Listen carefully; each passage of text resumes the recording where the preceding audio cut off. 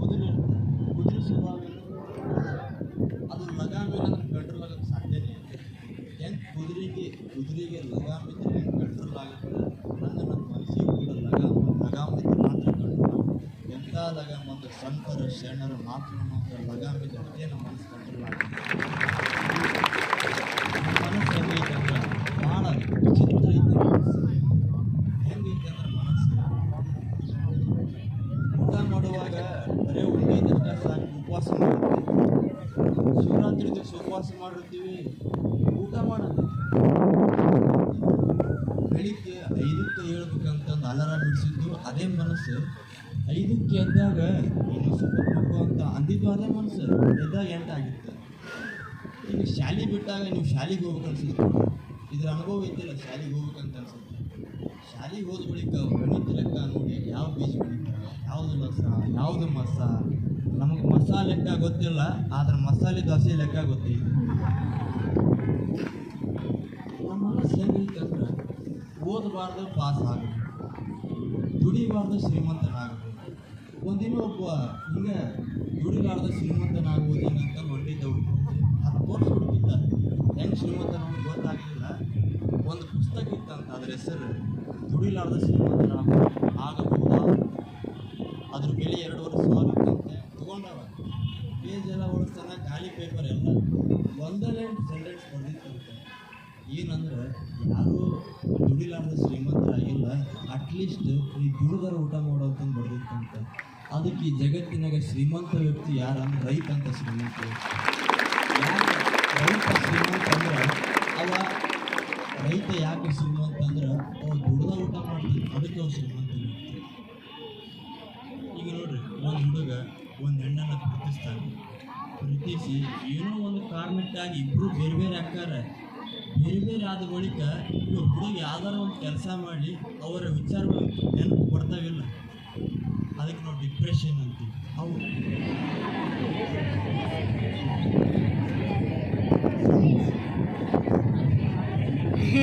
Joke ಬರಲಿ ಅಂತೀವಿ ಅಂತೀವಿಲ್ಲ. ಅಂದ್ರೆ ಒಂದು ಕೆಲಸ ಮಾಡುವಾಗ ಅವ್ರ ವಿಚಾರಗಳು ನೆನಪು ಕೊಡ್ತಾವಿಲ್ಲ ನಮಗೆ. ಹೆಂಗೆ ಇದ್ರ ವಿಚಾರಗಳಿಂದ ಹೆಂಗೆ ಮುಕ್ತ ನಾವು? ಈಗ ನೀವು ಓದ್ತಿರ್ತೀರಿ, ಓದುವಾಗ ಮೊಬೈಲ್ ಹಿಡಿಬೇಕು ಅನ್ಸುತ್ತೆ, ಮೊಬೈಲ್ ಹಿಡಿದಾಗ ಓದ್ಬೇಕಂತ ಅನ್ಸುತ್ತೆ. ಹೆಂಗೆ ಸಾಧ್ಯ? ಮನಸ್ಸನ್ನು ಸ್ಥಿರತೆಗೊಳ್ಬೇಕಲ್ಲ, ಹೆಂಗೆ ಸಾಧ್ಯ? ಈಗ ಒಬ್ಬ ಗಾಡಿ ಡ್ರೈವರ್ ಇರ್ತಾನೆ, ಅವಾಗ ಗಾಡಿ ಓಡಿಸುವಾಗ ಏನಾದರೂ ವಿಚಾರ ಮಾಡಿದ್ರೆ ಏನಾಗುತ್ತೆ?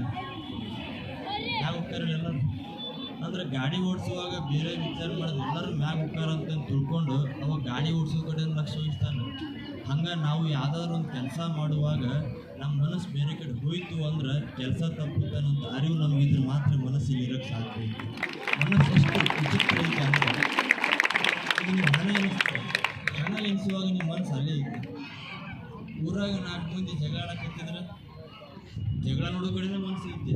ಪಿಕ್ಚರ್ ನೋಡುವಾಗ ಅಲ್ಲೇ ಮನಸ್ಸು ಐತೆ, ಟಿ ವಿ ನೋಡುವಾಗ ಅಲ್ಲೇ ಮನಸ್ಸು ಐತೆ. ಆದರೆ ಯಾವುದಾದ್ರು ಕೆಲಸ ಮಾಡುವಾಗ ನಮ್ಮ ಮನಸ್ಸಲ್ಲಿ ಯಾಕೆ? ಏನಾದರೂ ಓದುವಾಗ ನಮ್ಮ ಮನಸ್ಸಲ್ಲಿ ಯಾಕೆ?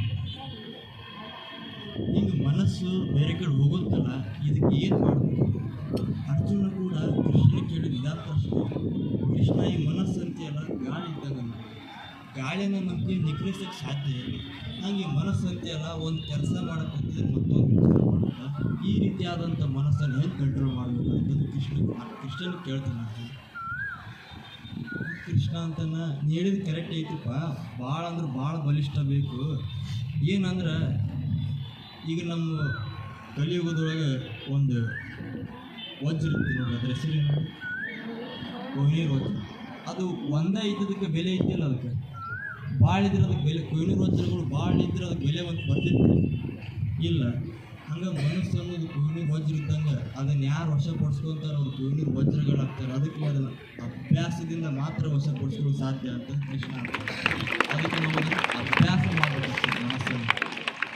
ಈಗ ನೋಡ್ರಿ, ಡಿಸಿಪ್ಲಿನ್ ಅನ್ನುವಂಥ ಶಬ್ದ ಕೇಳಿರ್ತೀವಿ. ಡಿಸಿಪ್ಲಿನ್ ಅಂದರೆ ಏನು? ಶಿಸ್ತು. ಬರೀ ದೇಹಕ್ಕೆ ಚಲೋ ಬಟ್ಟೆ ಹಾಕೋದು, ಪೌಡ್ರ್ ಹಚ್ಕೊಳ್ಳೋದು, ತಲೆ ಬಾಚ್ಕೊಳ್ಳೋದು, ಇದಷ್ಟೇ ಡಿಸಿಪ್ಲಿನ್. ಎಷ್ಟು